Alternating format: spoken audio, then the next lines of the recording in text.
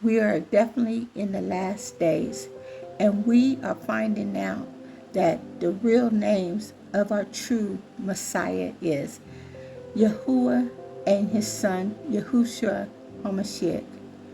In these last days, it talks about in Yashar'El, which is Isaiah chapter 14, verse 1 through 3, and I'll be reading it out of Sefer. For Yahuwah will have mercy on Jacob, and will yet choose Israel, and set them in their own land. And the stranger shall be joined with them, and they shall cleave to the house of Jacob. And the people shall take them and bring them to their place, and the house of Israel shall possess them in the land of Yahuwah for servants and handmaids, and they shall take them captives, who captives they were, and they shall rule over their oppressors. And it shall come to pass in that day that Yahuwah shall give you rest from your sorrow and from your fear and from the hard bondage wherein you were made to serve. So when you accept Yahuwah in your heart, the true Yahuwah. See, we have been indoctrinated by the Catholicism and Christianity that with these images of Caesar Borgia, which they call Jesus.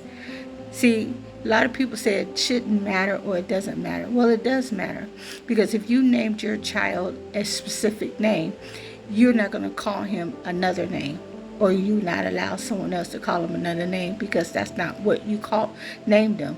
I have sons, and I named them each one of their own name, and they know what I call them. They don't answer to anything other name except the ones that me and their father gave them. But it says in this last days that these foreigners, the ones that accept Yahuwah as their king, as their ruler, they will be Yashar'El's servants. It talks about it very clear. If you want to see what this passage says, go ahead and study it. A lot of people just study by reading the Bible, but they don't go into any other books. They don't do precepts on precepts. It's clear that when the passage describes how foreigners will join Israel and cleave to the house of Jacob in the last days, and it also describes how Israel will rule over their oppressors. In Isaiah 56, verse 6 through 8, it says, foreigners will join the Lord to worship him, serve him, and obey the Sabbath. In Isaiah 61, 5 through 11, it says, foreigners will serve the Israelites by taking care of their flocks, farming their land, and landing their vineyards. In Isaiah 14, verse 1 through 2, what I just read to you, it says, foreigners from many nations will come to live in Yahuwah's land, and they will serve the Israelites. But in the last days, Yahuwah's judgment will be on the nations and the people that oppressed his covenant people, Yisrael. It talks about it in the book of Obadiah. And it says, Edom serves as an image for how Yahuwah will bring down all arrogant and violent nations.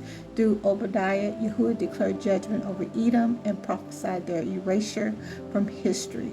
Babylon overtook Edom 100 years after Obadiah, and they never recovered.